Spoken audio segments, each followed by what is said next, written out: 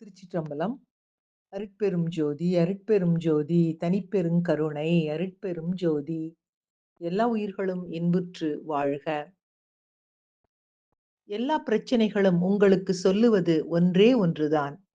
அது உன்னையே நீயே திருத்தி மேம்படுத்திக் கொள் என்பதை மட்டுமே. இது இப்படித்தான், அது அப்படித்தான் என்று ஓர் வரைமுறையை வகித்துக்கொண்டு அப்படியே வாழ நாம் வரவில்லை.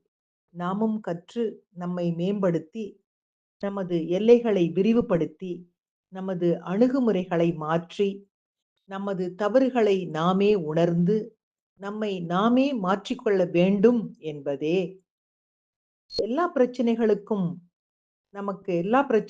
நமக்கு சொல்லிக் கொடுத்து கொண்டே இருக்கு. நம் பிரச்சனைக்கு யாரோ ஏதோ காரணம் என்று சுட்டிக்காட்டும் வரையில் நமது பிரச்சனைகள் என்பது வாழ்வின் ஓர் அங்கமாகவே மாறிவிடும் என்பதே யதார்த்தமாகும்.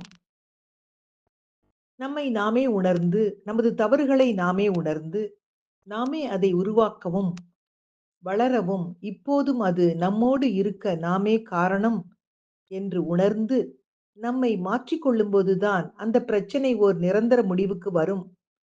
அதுவரை தற்காலிக சமாளிப்புகளும் சிறிது காலம் ஒத்தி போடுவதும் தான் தொடரும். நிரந்தர தீர்வு என்பது உங்களை நீங்களே மாற்றி, அதை நடைமுறைப்படுத்தி செயல்படுத்தினால் மட்டுமே விடுவிப்பு சித்திக்கும். இறைவனும் அதையே உணர்வித்து அருள்கிறான்.